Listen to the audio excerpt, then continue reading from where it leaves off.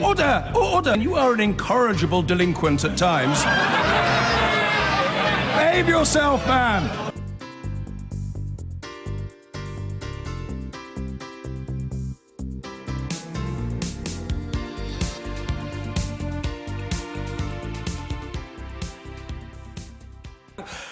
But right now, I'm delighted to be joined by the living embodiment of the British Civil Service, Gus O'Donnell, Lord O'Donnell. Very nice to see you, Gus. So I did want to start with what has been one of the most sustained attacks on the integrity of the civil service that certainly I can remember, by serving ministers, by members of the ruling party. Jacob Rees Mogg, very influential man within the Tory party, says that the government's economists have effectively distorted their analysis because they've got a particular view of the Brexit they want. What do you make of that? I think that's completely crazy. I mean, the truth is, civil servants operate by the Civil Service Code. The values are honesty, objectivity, integrity, impartiality. Their job is to look at the evidence and present it as best they can, and, you know, analyse the uncertainties, because none of these things are, you know, it's hard to forecast anything, and of course, you know, you won't get it right all the time, but that's what they do. They're objective and impartial, and I think what you find is that tends to get accepted very nicely when it agrees with someone's prior beliefs, but actually when someone doesn't like the answer, quite often they decide to shoot the messenger.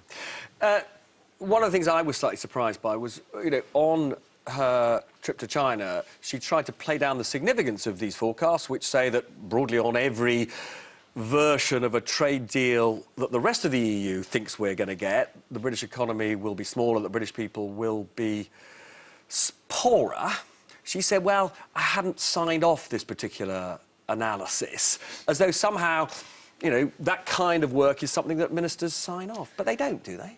Well, no, that's an input into ministerial decisions. So it's trying to be an objective analysis. This is where I think people get it wrong. So, for example, when people talk about the Treasury forecast, I mean, in the old days, in my day, the officials would present a forecast to a Chancellor who could then cross out. I remember crossing out the number for growth and putting in a higher number, and crossing out the number for inflation and putting in a lower number. And that's why it was a fantastic thing that the Office of Budget and Responsibility was set up. So this is done independently of ministers. It was essentially to stop politicians, ministers, distorting the numbers. Exactly. And it's been very successful. And it's not because one of the charges made against these, you know, government economists, not all of whom, let's be clear, it's the Treasury that's been attacked for this, but actually these economists are from a whole range of departments, the government's economic service. Just to be clear, one of the attacks on them is that they're plainly biased, and that's why the Office of Budget Responsibility was set up. I mean, you know, the truth is that it was set up because people didn't trust politicians, not because they didn't trust civil servants. Exactly right. I mean, if you take a civil servant and you were to cut them in half, and let's be honest, there's a lot of MPs out there who would love to do this, you would get, it's like a stick of rock, you'd see the honesty, objectivity, integrity, impartiality. That's the point, you know, we look at the evidence and we go where it is. Now, of course, if you're selling snake oil, you don't like the idea of experts and testing your product. And I think that's what we've got. This backlash against evidence and experts is because they know where the experts will go. I mean, Lord Turnbull, who's actually your immediate predecessor, I think, as head of the Civil Service and Cabinet Secretary, has said today in The Observer that he sees this attack on the civil service as somewhat redolent of what the Nazis did in the 1930s. Well, it's funny, isn't it, that sometimes you get these attacks because they just don't like the message. I think that's what it is. I mean, if you look back, Treasury economists on the euro said we think actually joining the euro is a really bad idea. They did lots of analysis like that. We didn't hear people then stopping up saying, well, you know, that's terrible. They're biased. Actually, they were just telling the evidence as it is. And I think history has borne out that that was a very accurate prediction. And just to be clear, what you're not arguing is, of course, that these numbers are telling the 100% factual truth of what is going to happen. You're just saying they're being made in good faith, and therefore they should be treated by ministers in good faith. Precisely. These things are based on models. They're subject to uncertainties. I mean, it reminds me of when President Johnson, Yeah. it was alleged that he asked, you know, what's the impact on revenue of this tax change? And the officials came back and said, well, there's quite a wide range in all of this. And he said, ranges are for cattle, give me a number. And that's part of the problem, really, that people are looking for certainty. What these models tell us and what people should come away from it, I haven't seen this paper, is that basically, on balance, it looks like all of these options leave us to some degree worse off than we would be if we weren't leaving the EU. So we haven't got a lot of time. A couple of other questions. In your role, the role that you used to have, you're there to support the government, but you've also got to look at what's in the national interest. Yeah. How challenging is that for your successor, Jeremy Haywood? Because there will be times... Brexit, I mean, the point is, Brexit is forever, you know, and a government is only there till the next election. How difficult is it for him to decide, do I back Theresa May, or do I back my judgment and the judgment of my officials about what's in the national interest, essentially, for the next, you know, 50 years? It's not difficult, and the reason is it's in the terms, civil servant, Right.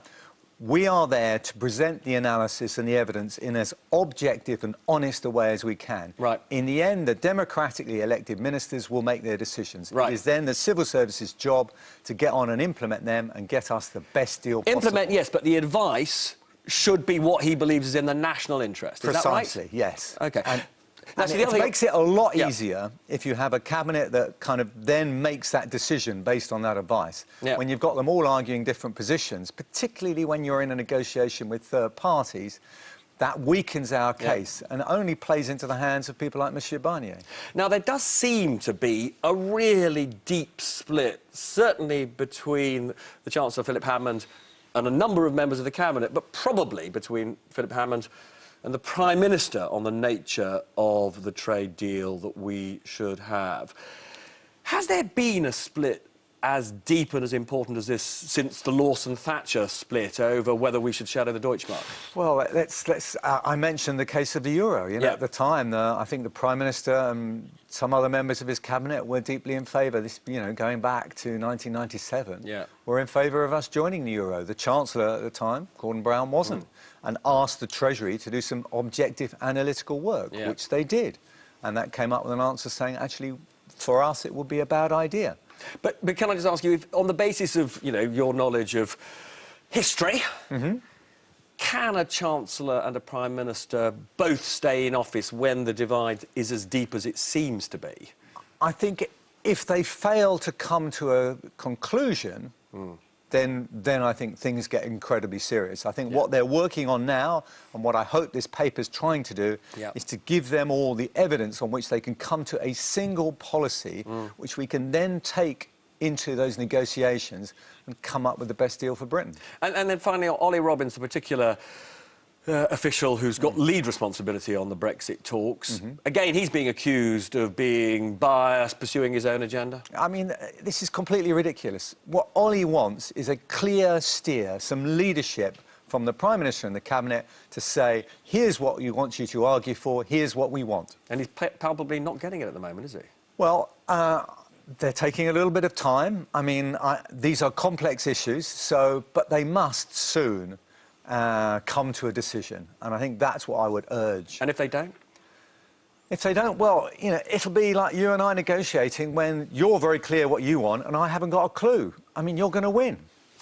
Gus O'Donnell, I think we're always going to win in that conversation, aren't we, Gus? Anyway, lovely to see you. John, if I could pick up with you on what Gus O'Donnell said, he's obviously very upset at what he sees as attacks by both ministers and Conservative MPs on the impartiality of the civil service.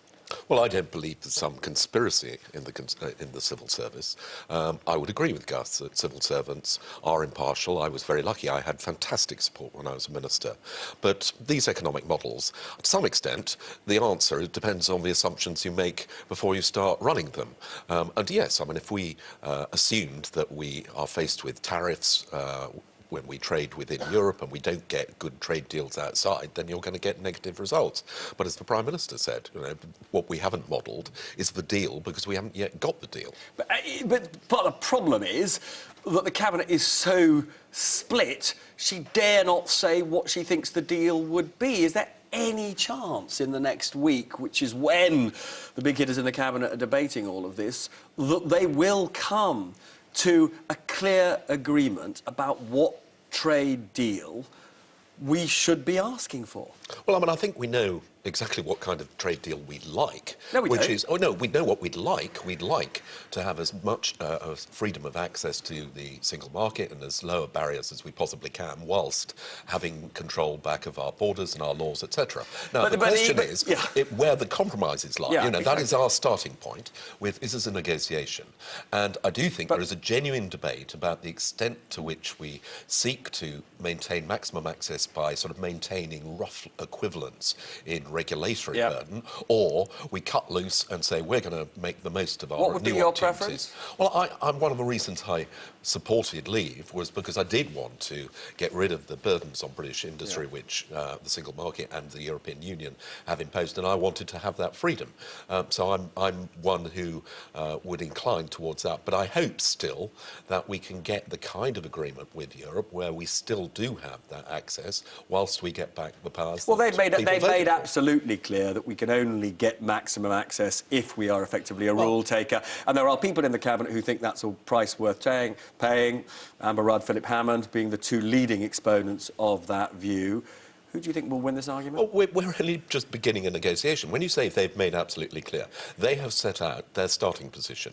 We've set out ours. There is now going to be a negotiation, and we'll end up, I hope, somewhere in between. There are some things which I would be happy to have some concession over, the other things which for us, and for me particularly, are red lines. Stella, your own party is still, should we say, rather divided on, essentially how close to current arrangements, membership of the customs union, membership of the single market, the UK should preserve. Well, we've had 18 months now of this, and the idea that there is a deep and special relationship and a frictionless and free trade version that you can have that isn't being a member of the single market and being a member of the customs union. I mean, this is like us going to a gym and saying, well, I'd like to be able to use a swimming pool and I'd like to be able to use your weights room, but I don't want to pay for the classes. And they say, well, everybody else is paying for them, so if you want to be part of this, you have to be part of the rules that we have. And yeah, look, there are debates in every political party about this, but I am proud of the fact that the Labour Party at least has got its head around the idea that what matters is jobs and what matters is people's livelihoods, rather than the backbenches of the Tory party. Because all I'm hearing at the moment right now is squabbling about who gets to be in number 10. I'm not hearing anybody actually say what is in the best interest of our economy from the government. Well, Rees Mogg is at the centre of every story this week, it would seem. And he was also deeply critical of Treasury forecasts and having a go at the civil servants. I mean, he actually accused civil servants in the Treasury of fiddling the figures, which is quite a remarkable thing for a senior politician to say when we generally pride ourselves on the impartiality of the civil service in this country. And a former head of the civil service, Gus O'Donnell, was on the Peston show earlier, and this is what he had to say. We look at the evidence and we go where it is. Now, of course, if you're selling snake oil, you don't like the idea of experts and testing your product. And I think that's what we've got. This backlash against evidence and experts is because they know where the experts will go. Now, Julia, that's him criticising Brexiteers who've been criticising the Treasury figures. What do you make of that? Well, I think what's fascinating is we seem to be forgetting why the Office for Budget Responsibility was set up by George Osborne when he became Chancellor in 2010. It was because the perception of the fact that the Treasury and the civil servants there were politicising these budget predictions and all these growth predictions, and they would take the politics out of it and set up the OBR. So there was an acceptance then, widely accepted then, that this was a good idea. But also what I find fascinating is that we know that the civil service it is ingrained in them to be against change. It's been ingrained in them since time immemorial, and everybody who's ever worked in government said how hard you have to work against this sort of sluggish view of the civil service. Now, Brexit is the biggest change they'll ever take on, so of course, but also just finally, on the issue of, they go with the facts. Look, Project Fear, the same civil servants from the Treasury will be working on that as working on this latest predictions. Project Fear was A, completely politicised, and B, completely and utterly wrong. They predicted not after Brexit, but after the vote to leave in 2016, there would be 500,000 job losses, there would be a recession. We didn't have that. So here's the thing. The people who worked on that and worked on this Treasury report, well, it's come out of the Treasury around the departments, they're either completely politicised, in which case they should go, or they're really bad at their job, in which case they should go. Well, that's quite astonishing, seeing the Treasury has its own political agenda. I know. I'm sorry, Julia, but it's total bunkum, and I'll tell you why. Civil servants, of course they have views. They're voters. They probably came into the civil service because they're interested in politics. The civil servants will and have carried out brilliant bits of change. That, you know, they were behind the creation of the NHS, all the welfare reforms, everything that's happened in this 70 years of our country that we all rather like was done by civil servants. The reason why civil servants start doing things that people might disapprove of or start work that some people from an ideological perspective, like Julia, won't like, is because they're not being given the direction by ministers. I agree on that. If ministers run their civil servants properly, then they will get results from them that they want. And you know, quite frankly, the civil servants have had woeful leadership from government on Brexit in the last 18 months, from every single side of it, because the government won't get off the fence and make up their mind. Well, they may, of course, have to this week. We've got 2 meetings of the Cabinet Subcommittee, the War Committee on Brexit, as it's called.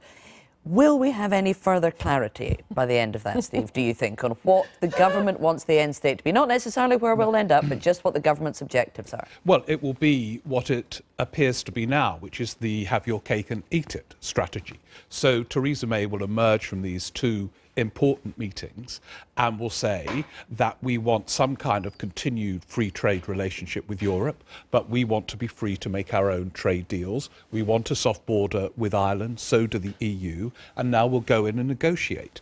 That, it seems to me, is where the problem begins, because she will not get a have your cake and eat it option. And there will be also internal tensions by what she means in terms of a relationship with a customs union. You mentioned her speech from this time a year ago where she talked about associate membership of the customs union. Yes, so because there's been a huge row this week about whether or not we're leaving the customs union, but could we be in our customs union? And actually, she does say in the Lancaster House speech, I want us to have a customs agreement with the EU. So, I mean, why is this such a fault line, Tom, within the party? Why are they so exercised about whether we're in some form of customs union? Because it comes to the absolute epicentral nub of Brexit, if there is such a thing. And I remember Tory Party Conference 2016, brand new Theresa May government, a very senior cabinet minister indeed, happened to be in a dinner with. There were other people there. I was the bag carrier at the end of the table, of course, as always in these things. And they said that the customs union is the fault line driving right through the middle of the cabinet on Brexit. It always was then, and it always will be, simply because the customs union is the one thing that will either stop the Brexiteers getting what they want out of Brexit, which is trade deals with the rest of the world, or stop the Remainers or the soft Brexiteers getting what they want, which is closer links to the EU. It defines your very vision of where the country should be, and that's why there's such vast disagreement. I think Steve is right. There'll be yet another fudge in Cabinet this week because it's just too hard to make a binary decision. That fudge will then go to the EU, which again, George Bridges was warning about. The EU will then look at it and say, this is cake and eat it fudge, decide. And that is the key moment. I mean, and it's just extraordinary that these 2 2-hour meetings, it is all going to be decided. This should have been decided some way back in 2016.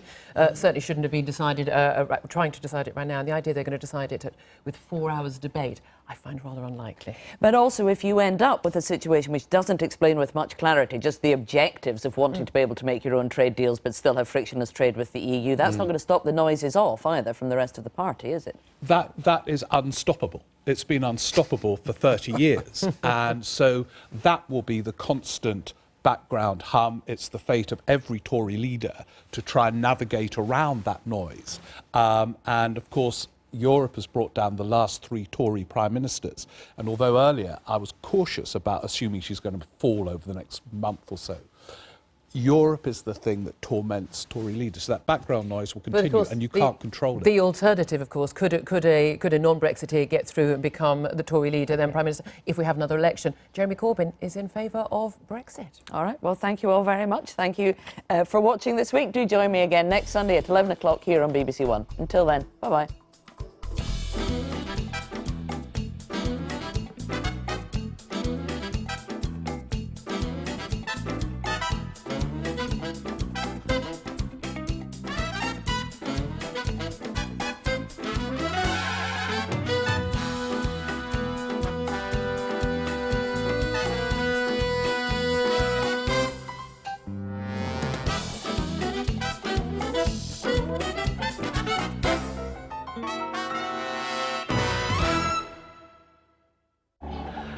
She's definitely got her game face on.